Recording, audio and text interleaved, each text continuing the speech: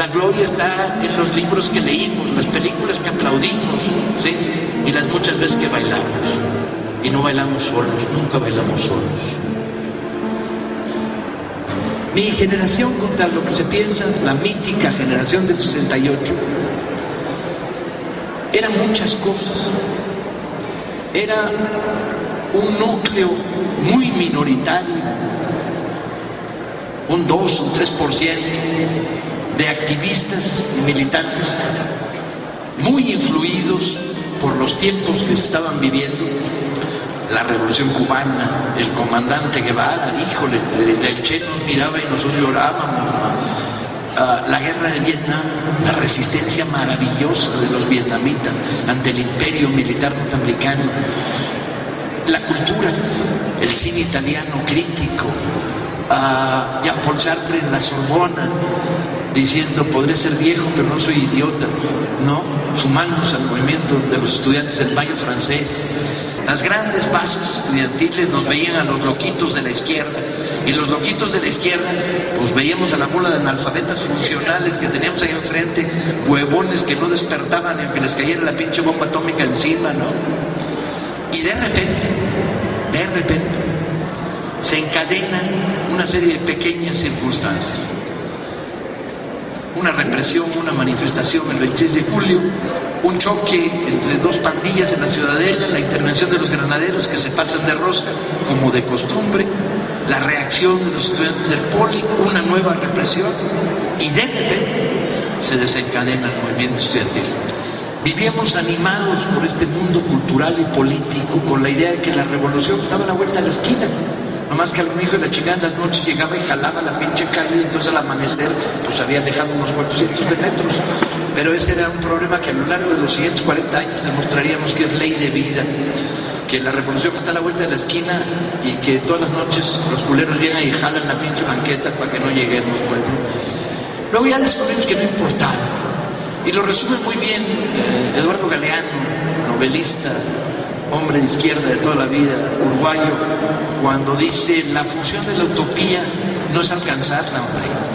La función de la utopía es estar ahí para que todos los días nos levantemos a buscarla, todos los días caminemos hacia ella. Vivíamos en un México abrumadoramente injusto que tiene rasgos parecidos, muy parecidos al México en el que hoy vivimos. Vivíamos en un México donde la dictadura del PRI se ejercía de manera absoluta. Vivíamos en un país donde el principio de autoridad, el dedo maligno que baja desde arriba, decía esto sí, esto no, donde la ley era papel muerto y la Ley Federal del Trabajo garantizaba ciertas cosas que la realidad no garantizaba. Vivíamos en un país donde el derecho a la libertad de expresión existía en teoría, pero el 99% de la prensa y las revistas estaban controladas, y de repente nos descubrimos como una generación que no tenía mucha gloria, se parecía a la de ustedes, ¿no? Estaban condenados, éramos una generación masacrada por un destino que nos habían fabricado las grandes economías, los grandes proyectos políticos, ¿no? Y de repente se encuentra que tiene la voz, tiene la palabra, tiene el poder, tiene la calle. Compañeros, ya les llegó, afortunadamente. No se ve tan grande, no tiene la condición de una explosión, pero de repente el movimiento estudiantil volvió a ocupar las cabeceras de los periódicos, los espacios, las calles y las plazas. Explotó otra vez de la manera más accidental. ¿Quién hubiera pensado que 300 compañeros en la Ibero diciéndole a Peña Nieto que era un canalla iban a detonar este fenómeno? Y que un día después de una manifestación, y que luego las mentiras de los periódicos, de la televisión, calentaron mucho más, y luego el signo de verdadera responsabilidad civil de los chavos enseñando sus credenciales y diciendo no somos fantasmas. La universidad tiene que convertirse, es por razón de vida, por razón de sentido común, en un centro que produce pensamiento crítico, que produce rebeldía. El que se espante de la rebeldía juvenil, pues que se vaya a ver telenovelas, ¿sí? El que le tenga miedo a que alguien piense que el mundo debe cambiar, que se quede escondido en un rincón mientras el mundo no cambia. Es la fiesta de lo colectivo, la que da sentido a nuestras vidas, es la fiesta de lo social. Esta idea del individualismo solitario, del yo voy solito, la carrera, el destino, si afilo los codos puedo darle a los de al lado para poder subir, no me comprometo, no hay que distraerse, no hay vida en lo colectivo, en lo social, la vida está en lo individual, la vida está en el destino individual. Es la mayor trampa para elefantes que ha construido el sistema. De veras, hay que ser muy bobo para creérselo. El sistema tiene un designio para todos ustedes. El sistema dice, mira, quiero 500,000 de tarados que asuman en un 75% carreras técnicas para ser los capataces de Nuevo México. Otro 25% van directo al desempleo para mantener una fuerza de presión que mantenga los salarios bajos, y vamos a premiar a los más serviles, a los más canallas, a los más mentirosos, a los más turbios, a los más abyectos, dejándolos que asciendan la escalera social y formen parte de la élite gobernante. ¿Qué orgullo nos puede dar que en la lista de los 100 millonarios más grandes del mundo haya tantos mexicanos, incluido el Chapo Guzmán y el Lenin? ¿Qué orgullo te puede producir eso cuando simultáneamente, coño,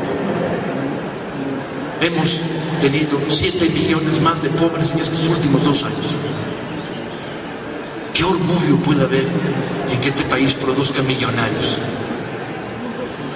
Por otro lado, el intento de regreso del PRI viene después de 12 años de no haberle podido meter mano a las arcas de la nación, a comérsela. Vienen a proseguir las prácticas que hemos visto y conocido una y otra vez en estos últimos años. Vienen a crear empresas fantasmas que hagan labores fantasmas para Pemex y se lleven la mitad de la ganancia petrolera. Vienen a asociarse con el capital internacional para negocios turbios por donde quiera. Damas, caballeros, el neoliberalismo es pinche, no sirve para desarrollar una nación. Pero el neoliberalismo a la mexicana es pinchísimo, sirve para destruir una nación, compañeros. Y eso es lo que inventaron estos desgraciados. La mitad en estos momentos de los trabajos de exploración, prospección de Pemex está subcontratada. Subcontratar quiere decir dejar en manos de intermediarios la mitad de la ganancia. Y la corrupción se come otro tercio más. Entonces el proyecto neoliberal ha sido tierra arrasada. En este país nos ha costado la destrucción de una parte de la salud, el recorte del dinero público para las universidades, la destrucción de los ferrocarriles, la desaparición de Mexicana y últimamente el crimen de haber destruido a Luz y Fuerza del Centro para darles a empresas transnacionales españolas las nuevas tecnologías eléctricas que nos las van a cobrar con machete. Una carretera en México cuesta 7 veces lo que cuesta una carretera en Honduras, chica. Estas son las cifras de la vergüenza. Estamos produciendo crudo petrolero para vendérselo a refinerías de Houston que nos venden gasolina. López Obrador decía el otro día con un enorme sentido común, es como vender naranjas y comprar jugo de naranja. ¿Sí? ¿Cómo ha aparecido Cedillo siendo miembro del Consejo de Administración de Procter & Gamble? Porque para ser miembro del Consejo de Administración no hace falta que seas ingeniero, abogado, licenciado. No, hace falta que tengas millones invertidos. ¿De dónde los sacó? De la destrucción de los ferrocarriles nacionales. ¿Está en la cárcel? No, no está en la cárcel. ¿De dónde un gobernador del Estado de México, padrino político y primer protector, inspirador de la campaña de Peña Nieto, tiene 3 castillos en Francia? 3 castillos en Francia, porque además no solo es el neoliberalismo pincha a la mexicana, es el abuso, ¿sí? Es el orgullo, es la soberbia, es el insulto a la nación. Y si ustedes no se sienten insultados, entonces, compañeros, están ustedes oyendo la conferencia equivocada, a la chingada, vamos. Necesitamos respuesta moral, coño. Necesitamos que cada uno sienta la afrenta que se le hace a la nación como una afrenta propia. A mí me ofende, a ti te ofende, a ti te ofende, a nosotros nos ofende el estado de destrucción de esta nación.